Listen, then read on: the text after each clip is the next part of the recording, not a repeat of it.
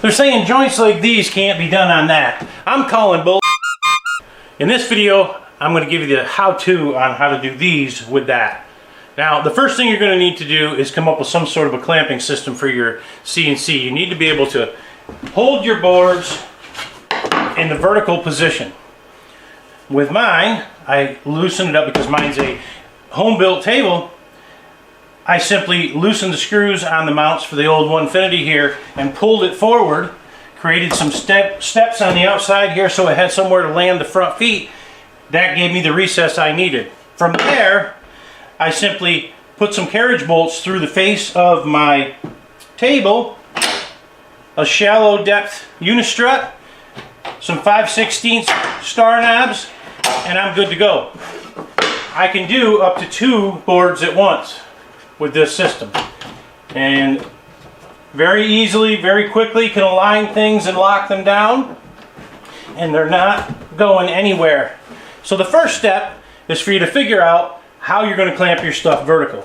Some folks cut a hole in the center of their bed and then they put clamps and things, etc. in there to hold off of the channel or screws or clamps or any other way that they normally do. I chose this because it's fast and efficient. If you have a Onefinity and you have a table, I highly recommend yanking it forward, because that Onefinity, when it comes all the way forward, sticks out past the machine. As you can see, I can now cut all this area in here.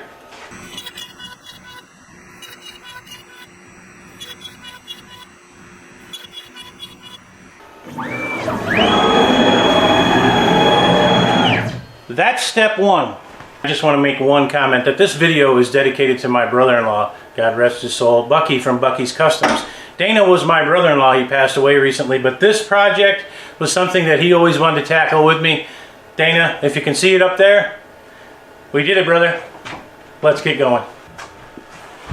Alright, so once you have your clamping fixture issue solved, the next thing you're going to need is the programming.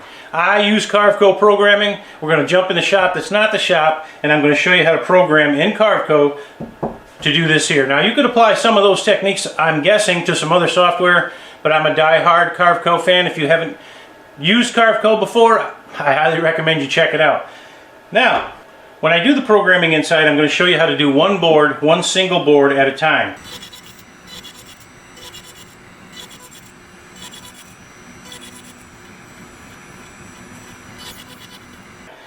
However, if you apply the same techniques and double the thickness and double the dimensions on the stuff that I show you inside, you can certainly do 2, and this is the most efficient way to do it. There's one thing that you have to remember when you're doing this. You have to keep your fronts and your backs separate. You have to keep your sides separate so that obviously things go together correctly. Now, you want to make sure that your notches on this side match your notches on that side. How do we go about doing that? It's easy. Loosen up the clamp, and as you can see with this setup, it's only one clamp that I have to remove. So you have this in your fixture like this. You don't do this. That is wrong. Flip them vertically like this, put them back in your clamp, obviously line them up, lock them back down, and you're good to go.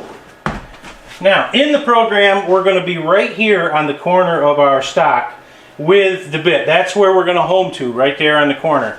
So that means you're going to have to use your touch block, and you're going to have to put it on the corner like this, on the block, like so.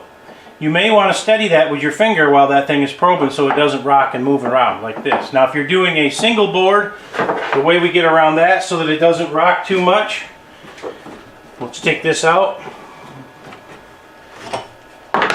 You grab a little chunk of wood here. You take your sides, your ends, or your 2 fronts, and you put them in there. Put this on like so.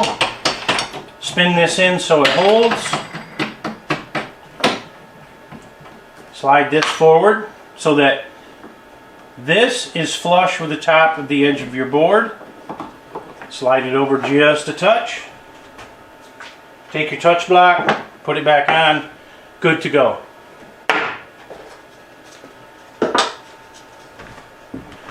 In order to achieve this, I did some testing. I did 4 separate tests. The first one went bang on the first try. I had to pound it in, it was really tight. None of these are glued, and it was really tight. So I had to figure out, how do I get it to loosen up? So we went back in the house and we made some adjustments, and then we got this. It will not go together on number 2. Number 3, we went the other way, and it went together, but it's still a little too snug. Number 4, however, is just right. I'm going to show you how you get those numbers in the shop that's not the shop. So let's go in there, we'll show you how to program it. Let's rock and roll. All right, finger joints on a CNC. This is so simple you're going to kick yourself in the end when you realize how to do this. I know I did. So to begin with, I've already opened this up. We've seen people open up Carveco 100 times. You go to new model, set your size, set to inches in my case, origin in the bottom left, click OK, and this is where you get to. I go 12 by 12. It really doesn't matter how big your work area is. Just make it bigger than 2 boards or 2 ends of 2 boards.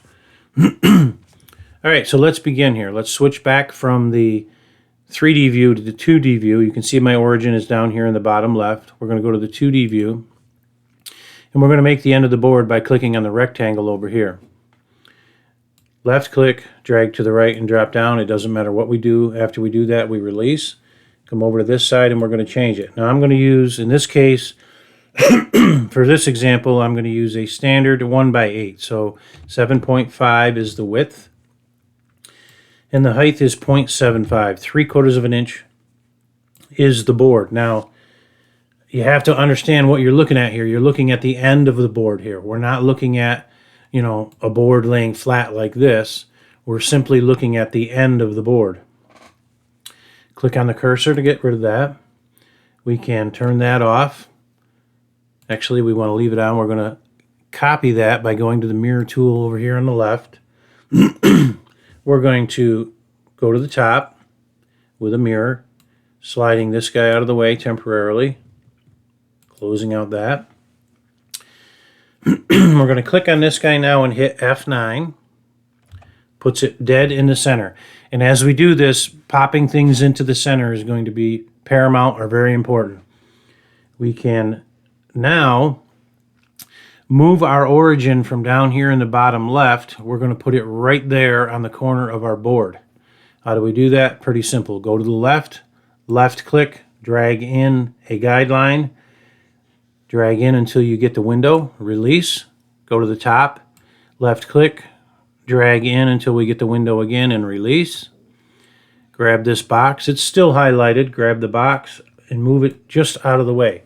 Doesn't matter where you put it, just put it over there out of the way. Now we're going to go up here to the top to model. We're going to come down here to set position. I'm going to zoom in on these crosshairs a little bit. And as you can see, it says choose with cursor, and there's 0, 0 right there. Clicking on that, we're going to come over here and we're going to put the origin right on that crosshair by moving our cursor right to that point. The more I zoom in, the more accurate I can be. I clicked there, it didn't look like anything happened, but you can see that there's numbers here now. Click OK. Now you see that the guidelines have moved. Not a problem. Let's get rid of those guidelines. Go to View, delete all guidelines. This guy is still active. Let's hit F9. And let's go to the 3D view and see if our origin moved. And as you can see, our origin now is right on the corner of our board. That's exactly where we want it. So now, go back to the 2D view. We can turn off this guy. Let's label these board ends end A and end B. So go to the text tool. Clicking in the center here, we'll label this one end A. Create. You have to turn this off, or it's going to think that you want to continue to change this or adjust the text. So click off of the text, deactivate it, click the text tool once more, back up into this box, and we'll call this end B. Remember to create, or that will disappear. Going to highlight them both, and we're going to group them. Highlight this, and we're going to group it. That's simply so that when I move it around, or if I click on that board, it keeps the text together with it. So we can keep track of the end B and end A. F9 for end A, putting it back in the center. Now we need to create the actual boxes or cutouts for the fingers. Go back over to the rectangle tool, and this is why I use a standard board dimension, 7.5 for a 1x8, 5.5 for a 1x6, etc., etc. We're going to make our finger joint box here. Again, don't worry about where you let go of this. Just let go. Coming over to this side, we know that the board is a absolute dimension, I guess is the way I would say it. It's 7.5, so if you use 1/2 inch fingers, it'll be perfect. So 0.5 on the fingers, exactly 1/2 inch. We're not going bigger, we're not going smaller. That's part of the trick to this. Exactly 1/2 inch.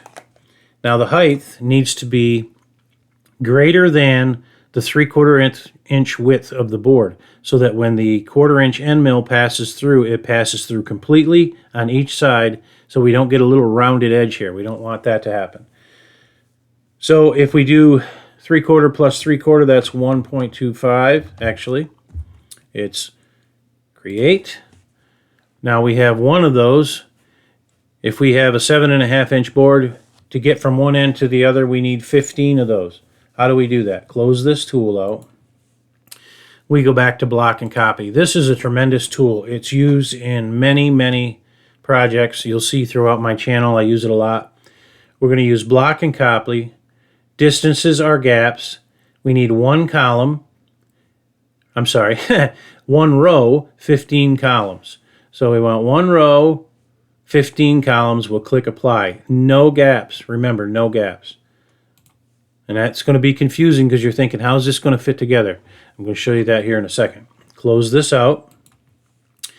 Hit F9 to bring all of those boxes up on your board. Clicking off of that to deactivate them. Now, this is side A. On side A, we want to start clicking on the very end box, hopscotch down the line, activating every other finger or every other box. So starting with the first one, get that one active, push shift, skip that one, hit that one, skip this one, hit that one, and so on and so forth down the line here. And when you're done, you'll come out perfect on the last one. Group those, and without turning them off, let's move them. Okay, I do that to prove that I've gotten every other one and that we're fine. Now, what I want to do is hit F9 and put that back without shutting them off. Actually, it doesn't matter if we shut them off. We want to get the board in the end block, and because end A is grouped, we'll get all three. So we'll click on this side here, and we're going to slide this guy out of the way. What we're left with is the boxes for side B. Do not move these boxes. You'll take them out of alignment, and this will not work. Do not move these boxes. Up to end A, click F9. Now end A is directly over top of the side or end B boxes. Clicking off of that to deactivate them. Actually, let me back up one time here. I'm going to pretend this wasn't moved. We're going to put it up here. And I'm going to group all of these fingers. Do not move them, but group them. Now we can go to this side and push F9 and put that back in the middle. Let's double check our origin to see that it's still in the right spot. I know it is, but I want to prove it. Still in the right spot. It's on the end corner of end B board. Let's go back to the 2D view. And now here is the trick. I know I grouped these. That was a mistake. We cannot have those boxes grouped for this step. So ungroup those. We need to go through these boxes one at a time, highlighting them, going to the transform tool. And here is where we're going to create the gap for the fingers to go into each other. Now you would think that you would make those smaller and that things would line up. That is incorrect. I tested this theory 3 times out there in the shop with 3 different pieces, and it took me the 3rd time to realize these fingers or these boxes need to be slightly bigger. By making those bigger, it's making the box on each side or the portion that's uncut smaller, so these guys now will slide in through those. So over here to the side, we're going to turn that from a 0.5 to a 0.51. And I want to zoom in because I want to show you what's going to happen here. Don't move the fingers, just click apply. And you're going to see that that finger jumps bigger in both directions. It spreads. We're going to go through and we're going to do every single one that way. This one, go to 5-1. Now, if you go 5-2, 5-3, the finger joints, the boxes are going to get progressively looser. So I found that 0.51 was to my liking, so that's what we're doing, 0.51. If when you cut out your practice piece, because we always practice, we don't just cut out on our expensive wood the first time. On your practice piece, if you find that it is still too tight, go to 5-2. There's nothing that says you can't. I just found that on the wood that I used, I clicked off the transform tool, 5-1 was the best fit. Click apply. Now I'm going to go back through and just double check because I clicked off. That one is 5-1. Good, and that's it. We now have the basis for our box end joints.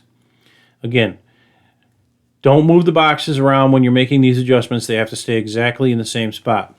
Anytime now going forward, this configuration stays with end B. So if we're going to move this out of the way, we want to get it all. We never want to move it separately. All right, so let's start doing some toolpaths here. We can start with end B, it doesn't matter. Let's click on the boxes. We can actually group these now. And if you want to group them in an easier way, you can click on the text because the board and the text are grouped. You can slide that up out of the way, highlight all of them, group them, go back to this guy and hit F9 and it puts it back exactly where it was before. Click off of that. We're not highlighting the board or the text when we're generating toolpaths.